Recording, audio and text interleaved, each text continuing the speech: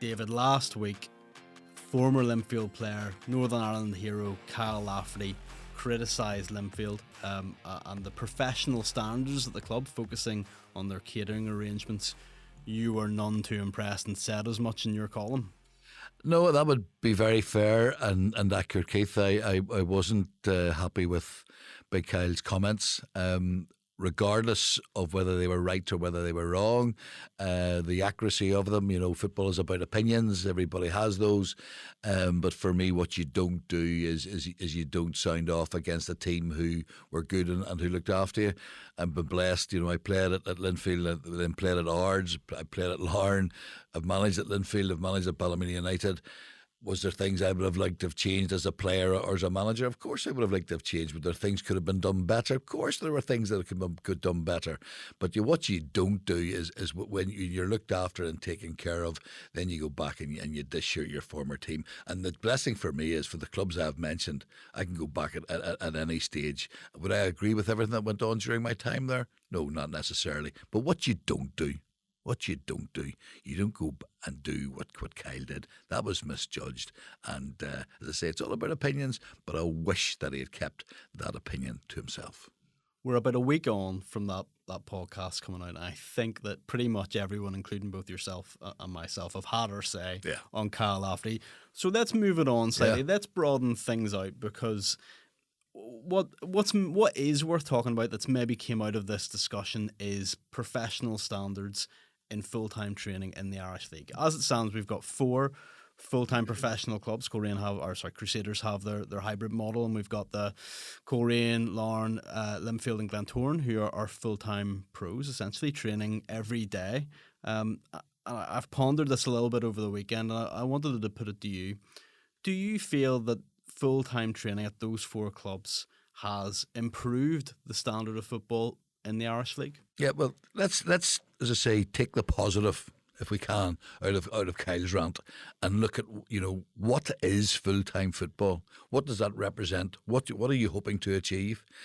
To contextualise this, Keith, I'll go back to my time when I was managing Linfield.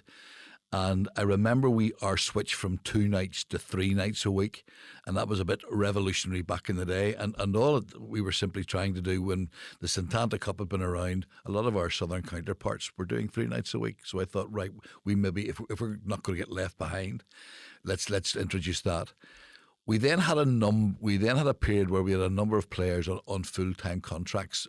All of them were the bog standard. Everyone was the same. Everyone knew what everybody else was getting. There was no, higher or lowers. There was no differences between them. There was a set amount of money which was paid.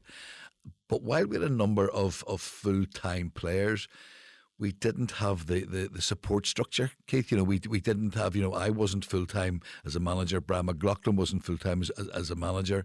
Alfie Wiley was working at the AFA and was available on occasion. Dennis Shield, was, through his work, was available on occasion. But we had no set structure. We had no set pattern. We didn't have a physio there to treat a full-time player. Terry Hayes was, as I say, was obviously he had his own work. So we had this. I don't even want to say it was a hybrid model, Keith. We had people who were paid a full-time wage with an expectation that our performances would improve, would get better.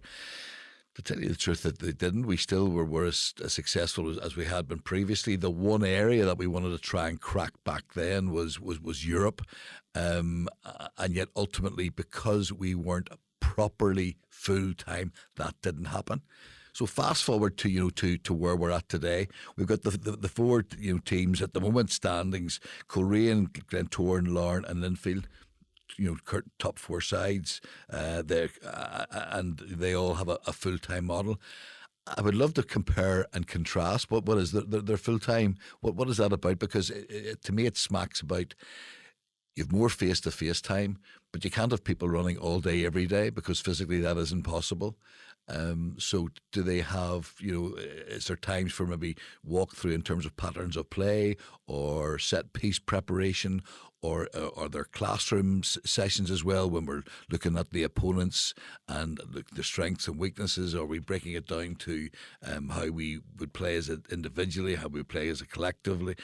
What is this full time? And I still haven't fully got to the bottom as to what each club is employing to make them full time.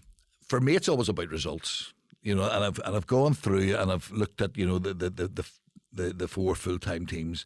Linfield have been beaten by Ballymena United, beaten by Portadown, and beaten by Cliftonville. Larne, Dungannon Swifts, just at the weekend there, they drew with Bangor. Glentoran have been beaten by Dungannon Swifts. Coleraine have been beaten by Bangor. So on a one-off occasion, there's no reason as to why that the part-time teams can't close the ground on the full-time teams, and yet the league as it stands at the moment, Colerane's number 1, Glentoran's number 2, Larne's number 3, Linfield's number 4.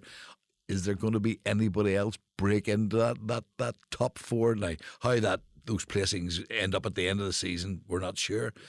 Linfield last year, their full-time status, and it was there for all to see. They were so dominant. They were absolutely excellent.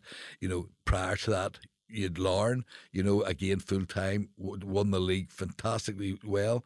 So the full time bit, for me is still out, for question, because if you are going to go properly full time, it's obviously you need your staff, manager, coach, physio, kit manager, analyst possibly even as well. The players, it's not just what they do at the ground, it's what they do away from the ground. It's how they recover, how and it's the individual responsibility that's there. How do they live as full time footballers? I remember back when I played, and the expectation of myself as I've been in my bed in my pit at 9:30 on a Friday night, that I was watching what I ate and what I drank during the week. I was watching what in terms of my weight. I was trying to be as prepared as I could be as a part-time player. I would have thought if you're full-time, then that level of discipline and an application then would be even greater again. So what is full-time? Is it worth it?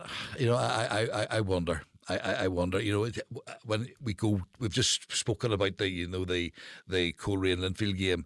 Now, on a wet and windy and an awful night like last night, how would a part-time team coped in those situations? If lads have been working all day, getting out of work and then going there to play during midweek, would we have got the quality of the game that we did? I'm not so sure. So it's for me, the debate is ongoing. The jury is still out, and at some stage, I'm maybe going to have to make a point of going around each of the clubs and just finding out, what does your week look like. What is full-time football?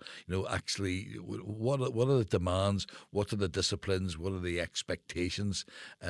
Not just of the players, of the management of the players, but of the boards, of the hierarchy of the staff that they employ. What do they understand full-time football to be? I suppose, down the line, I guess there's a dream here that we might have a situation where all 12 teams are full-time.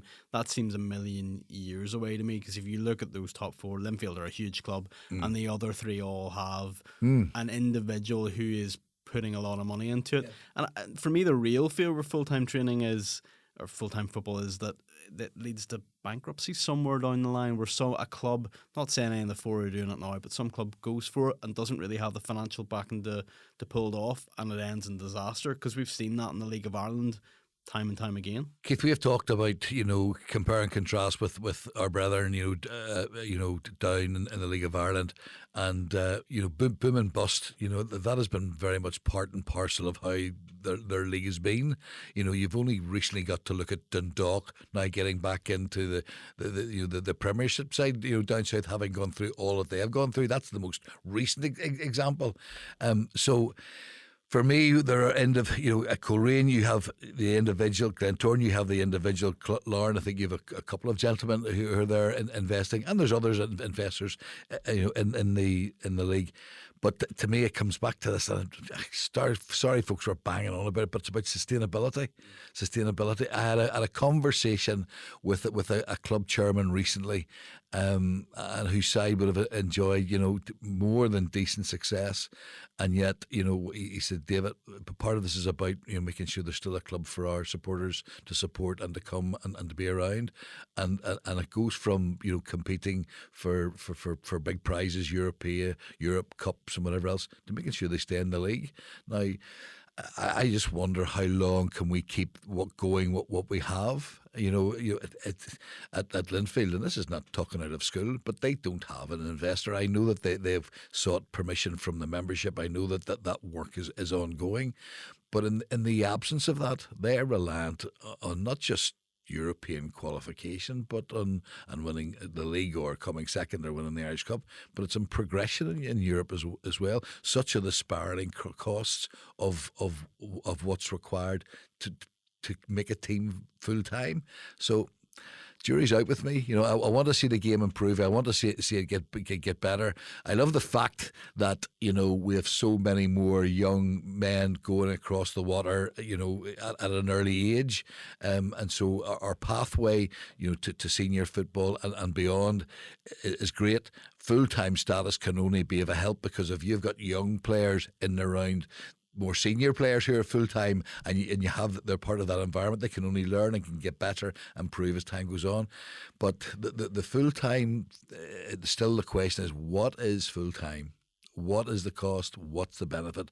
What is it going to produce? And as I say, Linfield won the league last year, Lauren the previous 2 years, and that is a justification. But going forward, there's still more to be done. We need to see our clubs qualifying for the group stages, the league phase of European competition, on a regular basis for it to be worthwhile, I think, is the upshot of it. But Keith, you probably hit the nail right in the head. I alluded to it earlier on when I said that we tried the full-time model, so we being Linfield at the time, so we could progress in Europe, and we never did.